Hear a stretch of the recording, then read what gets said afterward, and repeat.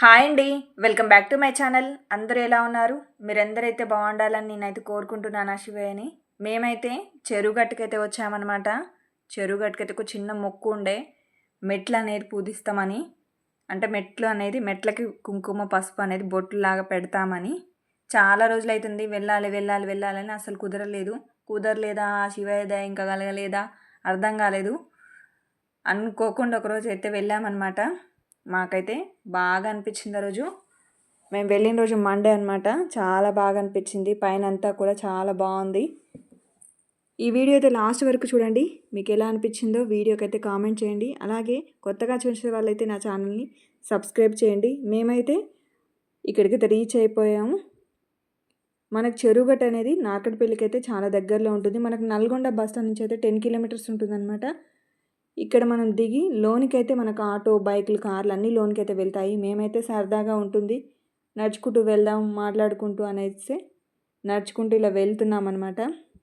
మనకైతే పైకి గుట్ట మీదకి వెళ్ళక ముందుకు కింద అయితే అమ్మవారి టెంపుల్ ఉంటుంది. కంపల్సరీగా ఇక్కడికి వచ్చినప్పుడు ఫస్ట్ అయితే అమ్మవారిని దర్శించుకొని మన మొక్క ఏముందో ఇక్కడ చూపించి మనం గుట్టపైకి అయితే వెళ్ళాలన్నమాట.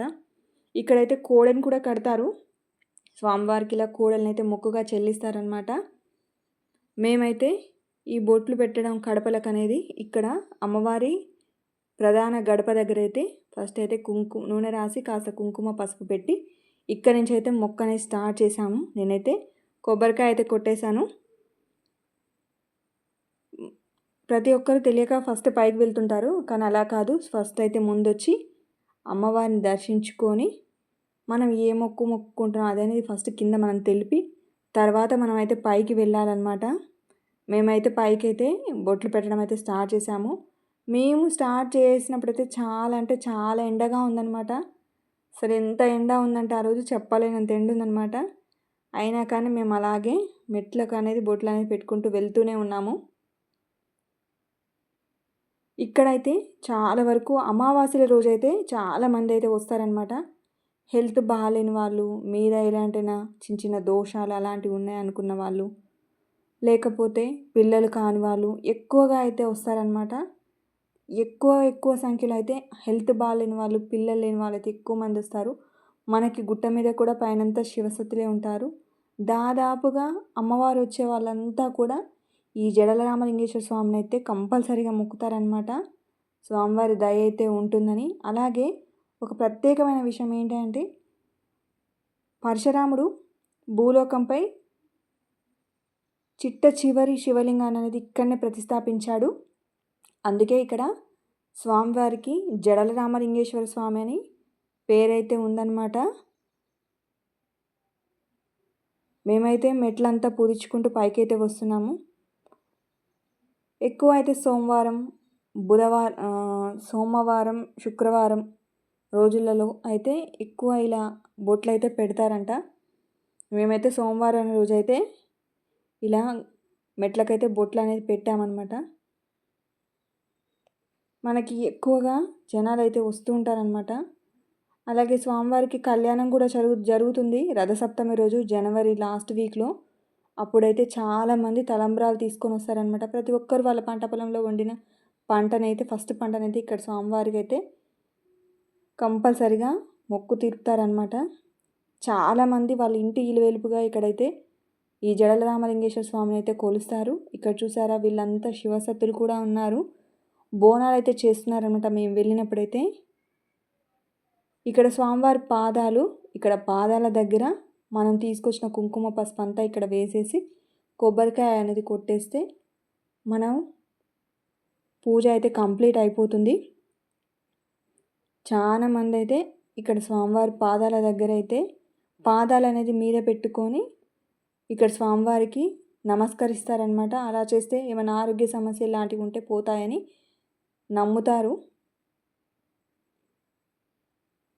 మేమైతే ఇప్పుడు దర్శనానికి అయితే వెళ్తున్నాం అనమాట. స్వామివారి దర్శనానికి లోనైతే వీడియో తీయలేదను. స్టార్టింగ్లో చిన్న శివలింగం క్లిప్ వేశాను కదా, అదే అనమాట ఇక్కడ ప్రధాన ఆలయంలో శివలింగము. చాలా అంటే చాలా బాగుంటుంది. ఇక్కడ గుట్టపై రేణుకా ఎల్లమ్మ అయితే మనకు దర్శనం ఇస్తుంది. మనకైతే ఇక్కడ అమ్మవారు పాపనెల్లమ్మ అంటారు కదా, ఆ రూపంలో అయితే అమ్మవారు దర్శనం ఇస్తుంది. ఎందుకంటే పైన శివుడు ఉన్నాడు కదా, ఎలాంటి నాన్ వెజ్ లాంటి ఉండదు కదా, అమ్మవారు కూడా అందుకని ఇక్కడ బాపనెల్లమ్మ రూపంలో అయితే ఇక్కడ దర్శనం ఇస్తుంది. అమ్మవారికి అయితే బోనాలు అయితే చేస్తారంట రెగ్యులర్గా. మేము వెళ్ళిన రోజు కూడా చాలామంది అయితే బోనాలు చేశారు. ఇక్కడితో మా పూజ అయితే దర్శనాలు అన్నీ అయితే కంప్లీట్ అయిపోయాయి. చాలా అంటే చాలా బాగా అనిపించింది. కాకపోతే మేము వెళ్ళిన రోజు చాలా ఎండ ఉందన్నమాట. ఎంత ఎండ అంటే చెప్పలేనంత ఎండ ఉందన్నమాట అసలు. బొట్లు పెట్టేటప్పుడు కూడా అసలు కాళ్ళు అంటుకపోతున్నాయన్నమాట. ఇక్కడ మనకు ఆత్మలింగ రూపంలో మరో లింగం కూడా మనకు గుట్టపై దర్శనం ఇస్తుంది.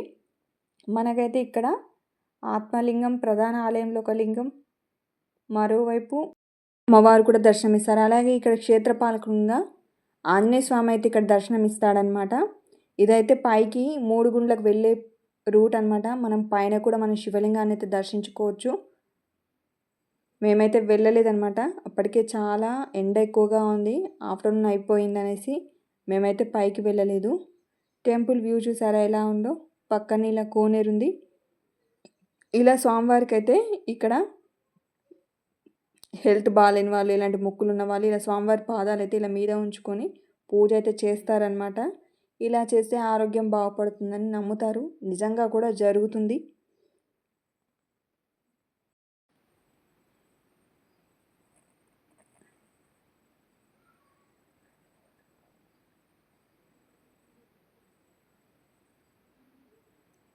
మా దర్శనం అదంతా బాగా అయితే జరిగింది. మీలో మరి ఎంతమంది శ్రీ పార్వతీ జడల రామలింగేశ్వర స్వామివారి గుడిని అయితే దర్శించుకున్నారో కామెంట్ అయితే చేయండి. మేమైతే కంపల్సరీగా రెగ్యులర్గా వెళ్తూ ఉంటామన్నమాట. కంపల్సరీ అని కాదు, రెగ్యులర్గా వెళ్తూ ఉంటాము. ఎందుకంటే స్వామివారిపై నమ్మకం అలాంటిది.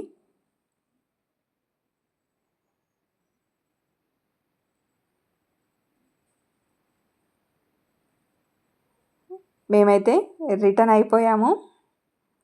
మరో మంచి వీడియోతో మళ్ళీ కలుద్దాం. Bye bye.